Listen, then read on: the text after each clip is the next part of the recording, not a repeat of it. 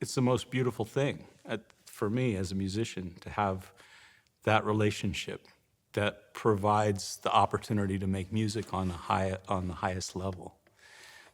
I could be very fulfilled professionally just doing that.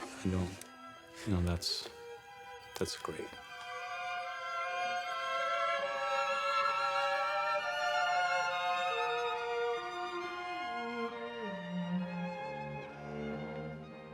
My mom worked for San Francisco State for 25 years. And when I was about 3.5 or 4 years old, she brought me to the Creative Arts Building and took me over to the band room. And they were having a group violin class. And I saw a bunch of kids playing the violin, and I thought it was a big play date. And she asked me if I wanted to play violin, and I didn't really know what that meant at that time. And she's like, do you want to do what these kids are doing? And I said, sure.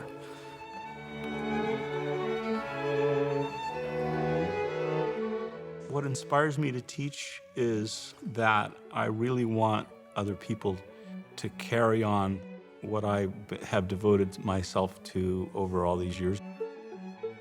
I'm channeling the people that taught me and passing along some kind of holy information.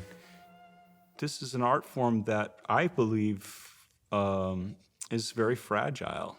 Why play so many dead composers? You know, there's so many modern contemporary composers whose work is really going unnoticed and unplayed. And it was actually Paul who responded. He said, well, what if we forget how to play Mozart?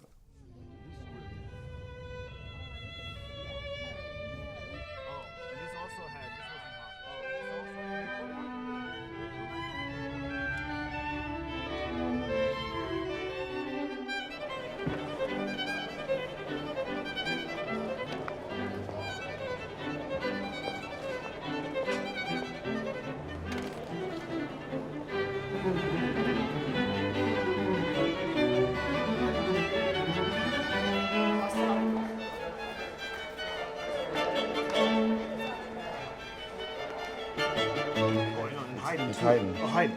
Yeah, this looks like Haydn. It's 99 and 101.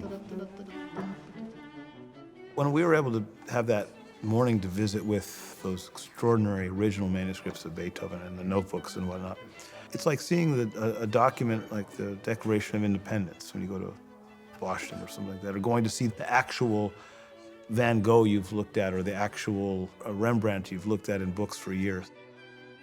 But a little different than seeing a Rembrandt or Van Gogh, because in some ways, the Rembrandt or the Van Gogh come off the page in a much more vivid way. They're meant to be looked at, and Beethoven's meant to be performed, listened to. And so, in a certain way, it made me realize just how insignificant the score is compared to the renditions that we give of it. It's important, but it doesn't have the same effect to actually be with the document the way it does with the painting or the sculpture. That passage has given me hours of grief. I think we all had questions that we wanted to have answered by looking at these manuscripts. And we realized that none of those questions could be answered because it was just impossible to really decipher these little minuscule, shifts in dynamics and articulation, or where the notes were presented in the parts.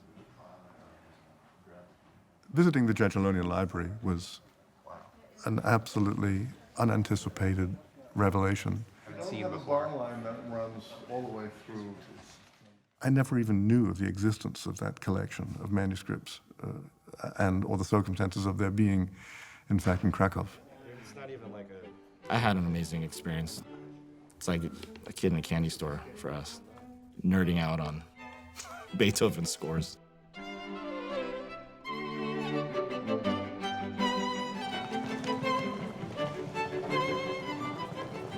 Can't wait to see Francis. He's an amazing guy. I always describe him as looking a lot like the classic Jeff Goldblum. We'll see what everybody thinks.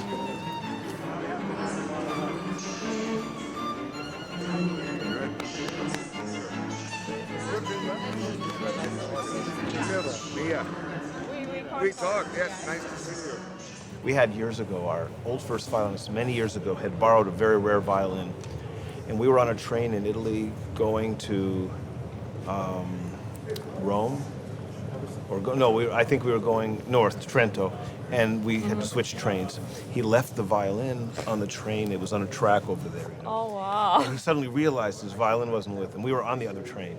He got out, he went around, he jumped across the tracks, jumped up, ran across another track, got the violin out of that train just as it started to move, jumped off just as the doors closed. Then we just started moving.